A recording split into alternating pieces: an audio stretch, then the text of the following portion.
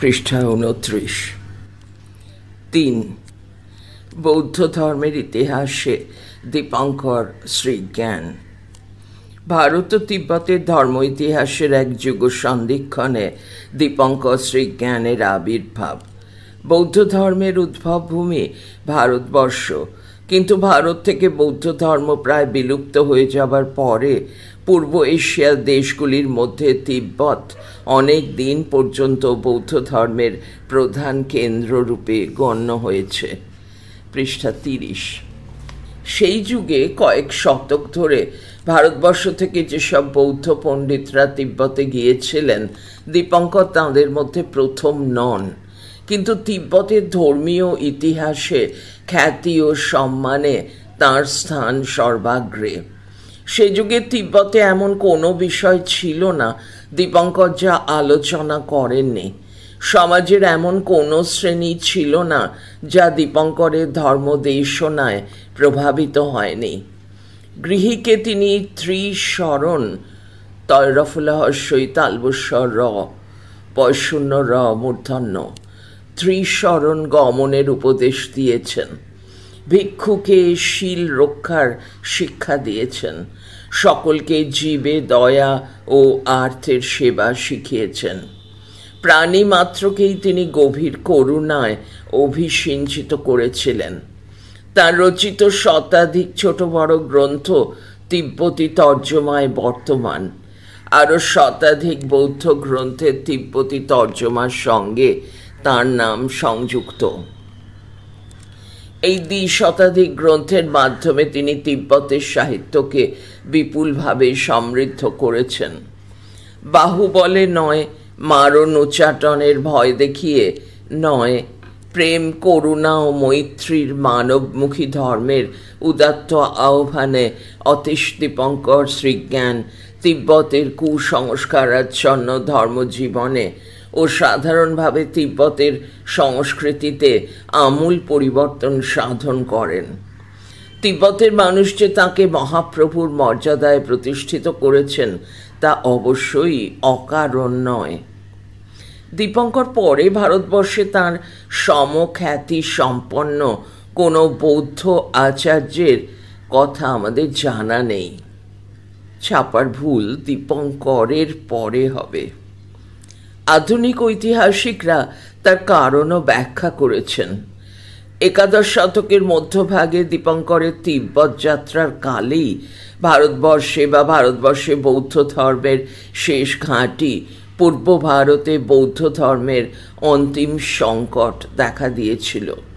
সেই সংকট শুধু বাইরের নয়, অভ্যন্তরীণও। প্রাচীন বৌদ্ধ ধর্ম পরিবর্তিত হতে হতে যে রূপ ধারণ করে তার সঙ্গে ব্রাহ্মণ্য মতের ক্রিয়া কর্ম ও মন্ত্রতন্ত্রের বিশেষ কোনো পার্থক্য করা কঠিন। তারনাথ রচিত ভারতে বৌদ্ধ ধর্মের ইতিহাস থেকে এই বিষয়ে কিছু তথ্য উল্লেখ করা যায়।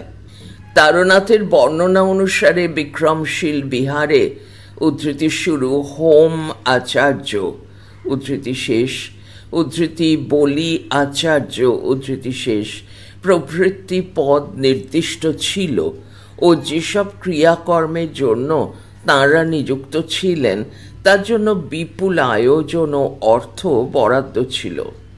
তারনাথের বর্ণনা অনুসারে পাল বংশের রাজক্ষমতা অক্ষুণ্ণ রাখার জন্য ধর্মপাল যে বিশাল যজ্ঞের ব্যবস্থা করেন, সেই যজ্ঞে 90,03,000 তোলা রৌপ্য মুদ্রা ব্যয় করা হয়।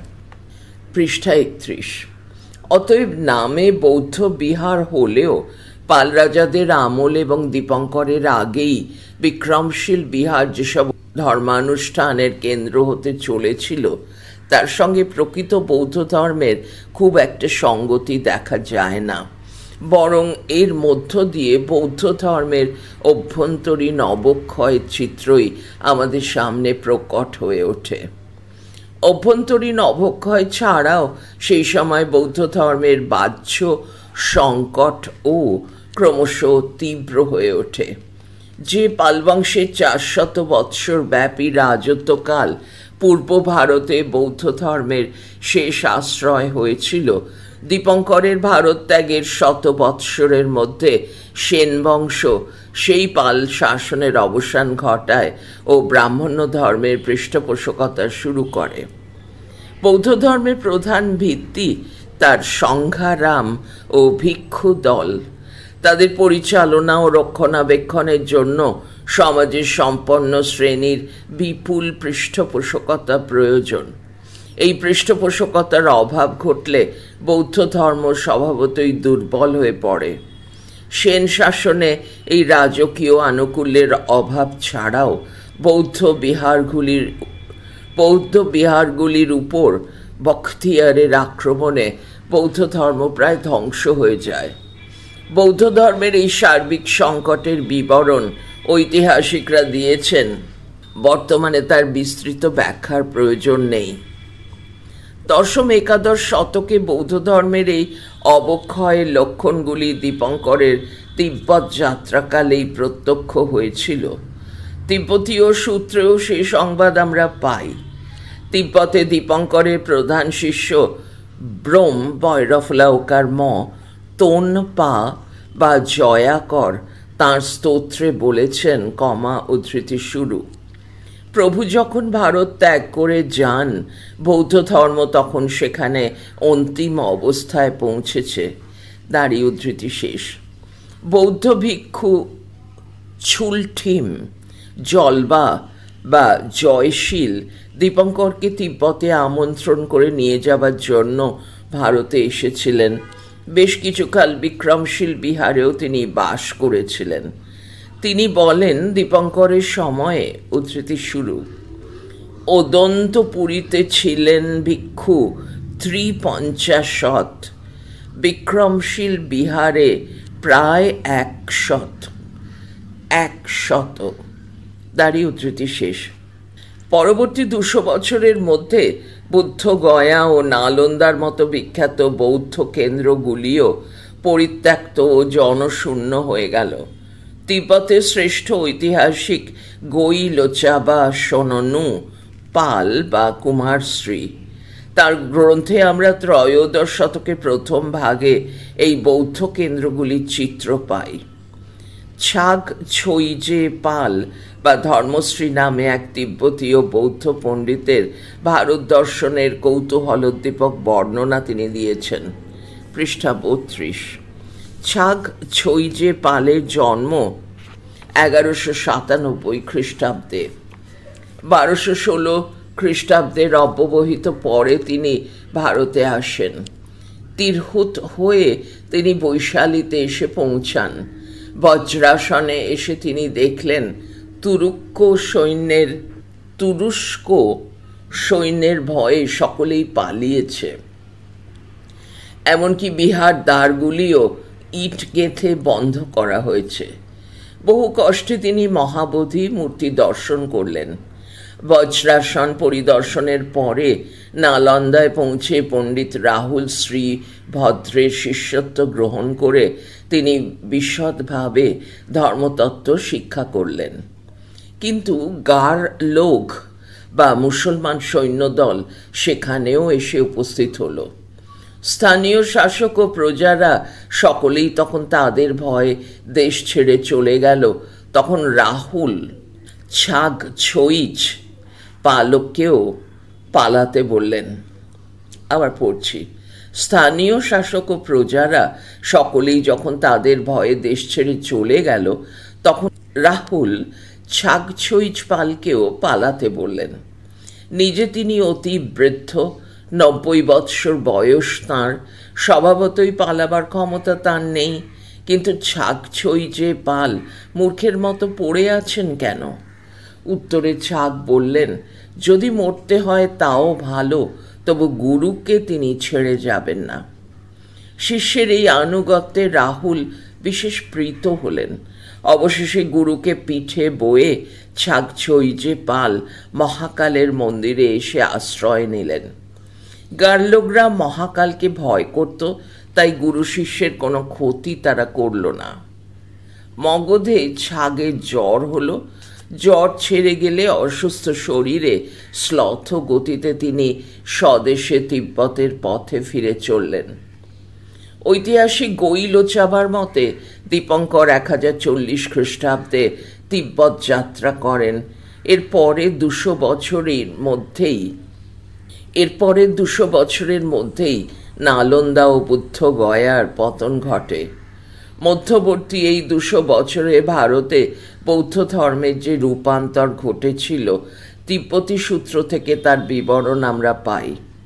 ভারতবর্ষ থেকে লোকমুখে যেসব কাহিনী তিব্বতে গিয়ে পৌঁছেছিল, সেগুলি বহু ক্ষেত্রেই অতিরঞ্জিত হয়েছে। তার ফলে তিব্বতে সংরক্ষিত এই উপাদানের মধ্যেও তথ্যের চেয়ে অলৌকিক কাহিনী বেশি প্রাধান্য পেয়েছে। 4. তিব্বতী অভিযাত্রী আচার্য দল। অতীতে ভারত থেকে যে বৌদ্ধ পণ্ডিতরা তিব্বতে গিয়েছিলেন, শরৎচন্দ্র দাস তাঁদের একটি দীর্ঘ তালিকা দিয়েছেন। এই তালিকায় 89 জনের নাম আছে। তিব্বতে দীপঙ্করের পূর্বগামীদের মধ্যে শান্তরক্ষিত, কমলশীল ও পদ্মসম্ভবের নাম বিশেষ উল্লেখযোগ্য। পৃষ্ঠা 33। শান্তরক্ষিত কমলশীল এই প্রখ্যাত দার্শনিক দ্বয় মহাযান দর্শকের প্রামাণ্য গ্রন্থসমূহ রচনা করেন। শান্তরক্ষিতের সহযোগী পদ্মসম্ভব সম্পর্কে নানা কাহিনী ও লোককথায় বলা হয়েছে যে তিনি জাদুবিদ্যায় বিশেষ পারদর্শী ছিলেন। তিব্বতের বিখ্যাত স্বামীয়ে বিহার প্রতিষ্ঠায় শান্তরক্ষিতের সঙ্গে তিনিও উদ্যোগ নেন।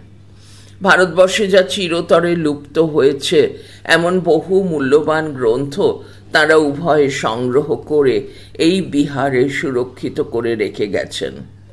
কমলশীল চীনা মহাযানী উপাধ্যায়কে বিতর্কে পরাভূত করেন। তিব্বতে বৌদ্ধ ধর্ম প্রচারে এই আচার্য ত্রয়ের গুরুত্বপূর্ণ ভূমিকা সে দেশের ইতিহাসে লিপিবদ্ধ আছে। পদ্মসম্ভব সম্পর্কে ওয়াডেল বলেছেন, তিব্বতে তিনি বুদ্ধের সমস্থানীয়, এমনকি কোনো কোনো সম্প্রদায়ের কাছে বুদ্ধের চেয়েও তাঁর সম্মান বেশি। তিব্বতে পদ্মসম্ভব সম্পর্কে বহু অলৌকিক কাহিনী প্রচলিত আছে। তার ফলে সে দেশে তিনি প্রায় অদ্বিতীয় ঐন্দ্রজালিকের স্থান অধিকার করেছেন। সে দেশের প্রাচীন পোন পয়কা দন্তের পোন ধর্মের ভূত প্রেত যক্ষ রক্ষের বিরুদ্ধে তন্ত্র মন্ত্র জাদুবিদ্যা প্রয়োগ করে তিনি তাদের পরাস্ত ও বশীভূত করেছেন। এ জাতীয় কাহিনীর মূলে কোনো ঐতিহাসিক সত্য থাকলে মানতে হবে তুকতাক মারণ উচ্চাটনের উপর নির্ভরশীল যে অন্ধ ধর্ম বিশ্বাসের বিরুদ্ধে তিব্বতে বৌদ্ধ ধর্মকে দীর্ঘকাল সংগ্রাম করতে হয়েছে, পদ্মসম্ভবের কীর্তিকলাপ তাকেই প্রকারান্তরে দৃঢ়মূল করেছে। দীপঙ্করের পরে যে ভারতীয় পণ্ডিতরা তিব্বতে এসেছিলেন, তিব্বতের অপর এক বিখ্যাত ঐতিহাসিক বুতন পয়হস্যু তয়কা দন্তের বুতন তাঁর গ্রন্থে তাদের একটি তালিকা দিয়েছেন। সেই তালিকায় চন্দ্র রাহুল, পরহিত ভদ্র, ভব্যরাজ, সুমতি কীর্তি, অমরচন্দ্র, কুমার কলস, কনক বর্মন, গয়োধর ও কাশ্মীরের পণ্ডিত জ্ঞান শ্রীর নাম উল্লেখযোগ্য। বুতন এঁদের সম্পর্কে তাঁর সংক্ষিপ্ত মন্তব্যে বলেছেন যে এঁরা কিছু সংস্কৃত গ্রন্থ অনুবাদে সাহায্য করেছিলেন। গৈলোচাবা কাশ্মীরের পণ্ডিত শাক্যশ্রী ভদ্র সম্পর্কে বলেছেন যে 1204 খ্রিস্টাব্দে 78 বৎসর বয়সে এই পণ্ডিত তিব্বতে এসেছিলেন। 10 বৎসর তিব্বতে কাটিয়ে 1214 খ্রিস্টাব্দে তিনি কাশ্মীরে ফিরে যান ও 1225 খ্রিস্টাব্দে তাঁর মৃত্যু ঘটে। শাক্যশ্রী ভদ্র তিব্বতে বিশেষ খ্যাতি লাভ করেন। পৃষ্ঠা 34। ঐতিহাসিক সুম্পা শাক্যশ্রী ভদ্র সম্পর্কে বলেছেন যে তিনি বিক্রমশীল বিহারের সর্বশেষ আচার্য ছিলেন। বিহারটি ধ্বংস হয়ে যাবার ঠিক আগেই তিনি বিহার ছেড়ে যান। তাঞ্জুর সংকলনে তাঁর রচনাবলী তিব্বতী অনুবাদে সংগৃহীত হয়েছে। গৈলোচা বা বনরত্ন নামে দীপঙ্করের পরবর্তী এক আচার্যের কথা বলেছেন, তাঁর জন্মভূমি ছিল পূর্ববঙ্গ। 1426 খ্রিস্টাব্দে তিনি তিব্বতে এসেছিলেন। তিব্বতের ঐতিহাসিকদের মতে ভারতীয় আচার্যদের তালিকার সর্বশেষ পণ্ডিত উদ্ধৃতির মধ্যে বনরত্ন তিব্বতে বিশেষ জনপ্রিয় হয়েছিলেন। কিন্তু তিব্বতের বৌদ্ধ ধর্মের ইতিহাসে এদের সবার তুলনায় দীপঙ্কর শ্রীজ্ঞানের স্থান অতি ঊর্ধ্বে। মহামহোপাধ্যায় হরপ্রসাদ শাস্ত্রী যথার্থই বলেছেন, উদ্ধৃতি শুরু, তিব্বতে দীপঙ্কর দেবতা জ্ঞানে পূজিত। অনেকে মনে করেন তিব্বতীয়দের যা কিছু বিদ্যা, বুদ্ধি, সভ্যতা এই সমুদয়ের মূল কারণ তিনিই। দাঁড়িয়ে উদ্ধৃতি শেষ। কিন্তু পদ্মসম্ভব যেভাবে দেবতায় পরিণত হয়েছেন, দীপঙ্কর সে অর্থে দেবত্ব লাভ করেননি। ইন্দ্রজাল বা জাদু শক্তিতে নয়, বৌদ্ধ ধর্মকে সকল কলুষমুক্ত করে প্রতিষ্ঠা করার গৌরবেই দীপঙ্কর তিব্বতবাসী শ্রদ্ধা অর্জন করেছেন। তার প্রধান শিষ্য ব্রোম তোনপা এক স্তোত্রে বলেছেন, উদ্ধৃতি শুরু, আপনার মতো প্রসিদ্ধ আচার্যের আগমন ব্যতি রেখেও তিব্বতে হয়তো বৌদ্ধ ধর্মের অস্তিত্ব সম্ভব হতো, কিন্তু এর গূঢ় ও গভীর তাৎপর্য সম্পর্কে সাধারণের যেসব ভ্রান্তি ছিল তা দূর করে আপনি যথার্থ উপদেশ দিয়েছেন। আপনার চরণে প্রণাম। দাঁড়িয়ে উদ্ধৃতি শেষ। সমগ্র তিব্বতে দীপঙ্করের এই অসামান্য প্রভাব ও বিপুল সাফল্যের পটভূমিকাটি এবারে পর্যবেক্ষণ করা যাক।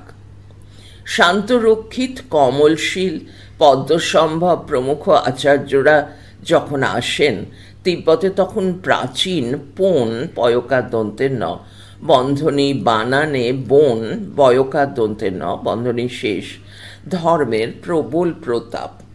তাঁরা তার তীব্র বিরোধিতার সম্মুখীন হয়েছিলেন। তাছাড়া তার মাত্র 100 বছর আগে তিব্বতে বর্ণলিপির সৃষ্টি হয়েছে। তাই বৌদ্ধ ধর্মের তাৎপর্য হৃদয়ঙ্গম করবার মতো অবস্থা কুসংস্কারাচ্ছন্ন অনগ্রসর তিব্বতে ছিল না। প্রথম যুগের বৌদ্ধাচার্যদের এই প্রতিকূল পরিবেশে অগ্রসর হতে হয়েছিল। পৃষ্ঠা 35। দীপঙ্কর যখন তিব্বতে আসেন তখন অবস্থার অনেক পরিবর্তন ঘটেছে। রাজশক্তির সমর্থনচ্যুত পোন ধর্ম তখন আক্রমণের ক্ষমতা হারিয়েছে। শিক্ষা ও সংস্কৃতিতে অগ্রগতির ফলে তিব্বতে বৌদ্ধ ধর্ম প্রচার ও প্রতিষ্ঠার অনুকূল পরিবেশও সৃষ্টি হয়েছে। বৌদ্ধ ধর্ম সংস্কারে দীপঙ্করের ভূমিকা সম্পর্কে মন্তব্যকালে ওয়াডেলও অবস্থার এই রূপান্তর লক্ষ্য করেছিল। পশ্চিম তিব্বতের রাজ্য লাহালামা, লয় হসন্ত হয়াকার লয়াকার ময়াকার, লাহালামা এশেওদ বা জ্ঞানপ্রভ বৌদ্ধ ধর্মের প্রগাঢ় অনুরাগী ছিলেন। তিব্বতে প্রচলিত বৌদ্ধ ধর্ম তখন নানা কুসংস্কারে আবিল হয়ে উঠেছে। ধর্ম সংস্কারের উদ্দেশ্যে তিনি ভারত থেকে বৌদ্ধ পণ্ডিতদের আমন্ত্রণ করে আনতে চেয়েছিলেন। তাঁর আমন্ত্রণেই 1032 খ্রিস্টাব্দে আচার্য ধর্মপাল তিব্বতে এসেছিলেন। এ বিষয়ে তিব্বতের ঐতিহাসিক সোমপার বক্তব্য অনুসরণ করে শরৎচন্দ্র দাস বলেছেন, প্রাচ্যের প্রখ্যাত বৌদ্ধাচার্য ধর্মপাল যখন নেপালে তীর্থ দর্শনে গিয়েছিলেন তখন তিব্বতের রাজা এশেওদ তাকে আমন্ত্রণ জানান। ধর্মপাল তিব্বতের রাজগুরুর পদ গ্রহণ করে 3 জন তিব্বতীকে দীক্ষা দেন এবং তাঁদের ভারতীয় নামে অভিহিত করে নামের অন্তে পাল শব্দটি যুক্ত করে দেন। গৈলোচাবা তাঁর বিপুলায়তন গ্রন্থে তিব্বতে বৌদ্ধ ধর্মের বহু শাখা প্রশাখার উল্লেখ করেছেন। তাদের মধ্যে একটি শাখার প্রতিষ্ঠাতা বলে ধর্মপালের নাম পাওয়া যায়। তিব্বতে বৌদ্ধ ধর্মের ইতিহাসে এই শাখা বা তার প্রতিষ্ঠাতার তেমন গুরুত্বপূর্ণ ভূমিকা নেই। রাজা এসে ওদের অন্তিম অনুরোধে তাঁর মৃত্যুর কিছুকাল পরে তাঁর বংশধরেরা বহু প্রচেষ্টায় দীপঙ্করকে তিব্বতে আনতে সক্ষম হন। দীপঙ্করের আগমন ও ধর্মপ্রচার অভিযান খণ্ড ছিন্ন বিক্ষিপ্ত তিব্বতকে ঐক্যবদ্ধ করেছে, সমগ্র তিব্বতকে এক নতুন আদর্শে উদ্বুদ্ধ করেছে। পরবর্তী সহস্র বৎসরেও সে প্রভাব ম্লান হয়নি। অষ্টাদশ শতকে তিব্বতের ঐতিহাসিক থুকান লোসাং ছইচি ইমা ইয়হস্যই ময়াকার তিব্বতের ধর্ম সম্প্রদায়গুলির একটি ইতিহাস রচনা করেছেন। দীপঙ্কর শ্রীজ্ঞান যে তিব্বতে মহাযান বৌদ্ধ ধর্মের প্রধান স্রষ্টা, এই তথ্যটি সেই গ্রন্থে তিনি বিস্তৃতভাবে আলোচনা করেছেন। দীপঙ্করের প্রত্যক্ষ প্রভাবে তিব্বতে কাদম্পা নামে বৌদ্ধ সম্প্রদায় প্রথম প্রতিষ্ঠিত হয়। পরবর্তীকালে এই সম্প্রদায় থেকে যথাক্রমে গেলু গপা, কাজু দপা ও সাচাপা সম্প্রদায়ের উদ্ভব হয়। পৃষ্ঠা 36। কোনো কোনো ধর্ম ইতিহাসে গোদনপা বা গেলু গপাকে নব্য কাদম্পা বলে অভিহিত করা হয়েছে। দীপঙ্কর শ্রীজ্ঞানের উপদেশগুলির ভিত্তিতে কিভাবে কাজুদপা ও সাচাপা সম্প্রদায়ের সৃষ্টি হয়েছে ছইচি ইমা তার বর্ণনা দিয়েছেন। কাজুদপা সম্প্রদায়ের প্রতিষ্ঠাতা মারপা যখন দ্বিতীয়বার ভারতে আসেন, তখন তিনি অতীশের প্রত্যক্ষ উপদেশ লাভ করেন। সাচাপা সম্প্রদায়ের প্রতিষ্ঠাতা সাচা পণ্ডিত গুরু পরম্পরায় দীপঙ্করের শিষ্য। দীপঙ্করের উপদেশাবলীর ভিত্তিতেই এই সম্প্রদায়ের মতবাদ গঠিত হয়েছে।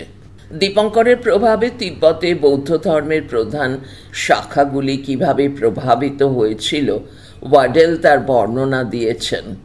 ওয়াডেল বলেছেন, উদ্ধৃতি শুরু, লাং দারমার আক্রমণের পূর্বে বা তার পরের 150 বছরের মধ্যে তিব্বতে কোনো সংগঠিত সম্প্রদায়ের অস্তিত্ব ছিল বলে মনে হয় না। ভারতীয় বৌদ্ধাচার্য অতীশের ধর্ম সংস্কারের মধ্য দিয়েই তার প্রথম উদ্ভব। নবগঠিত সম্প্রদায়গুলির মধ্যে প্রথম বলতে কাদম্পা, এই শাখার সঙ্গে অতীশের নাম ঘনিষ্ঠভাবে যুক্ত। প্রায় 350 বছর পরে চোংখাপার প্রভাবে শাখাটি গেলু গপা নামে রূপান্তরিত হয়। চোংখাপা স্বয়ং অতীশ বা অতীশের অবতার রূপে কল্পিত। কালক্রমে অতীশের উপদেশাবলিতে যে সংমিশ্রণ ও বিকৃতি ঘটেছিল সেগুলি তিনি বিদূরিত করেন। কাদম্পা বা গেলু গপা সম্প্রদায় থেকে ক্রমে কাজু দপা ও সাচাপা শাখার উদ্ভব। প্রধানত অতীশের উপদেশাবলীর ভিত্তিতেই এই দুটি শাখার মতবাদ গঠিত।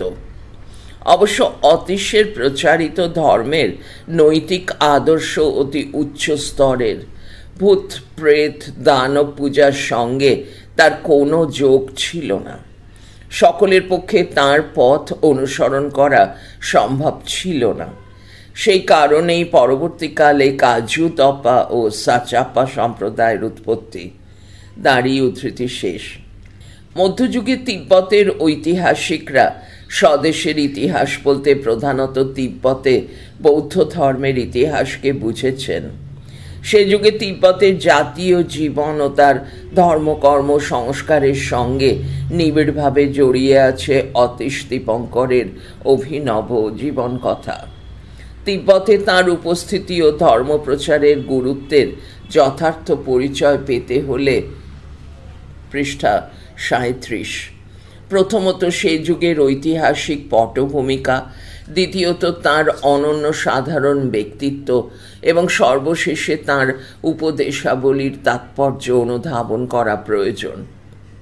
অথচ ভারত থেকে বৌদ্ধ ধর্মের উৎসাদনের সঙ্গে সঙ্গে অতীশ দীপঙ্কর সম্পর্কে সকল তথ্য এই দেশ থেকে নিশ্চিহ্ন হয়ে গেছে। তাই এক্ষেত্রেও তিব্বতের সাহিত্য ও ইতিহাসের স্মরণ নেওয়া ছাড়া উপায় নেই। কিন্তু আমাদের মনে রাখতে হবে যে তিব্বতে সংরক্ষিত এই উপাদান সমূহে যথেষ্ট অতিরঞ্জন ও অলৌকিকতার মিশ্রণ ঘটেছে। তাই এই উপাদান ব্যবহারেও যথেষ্ট সতর্কতা প্রয়োজন। পড়া চলছে পরের ফাইলে 5 তথ্য বিকৃতি।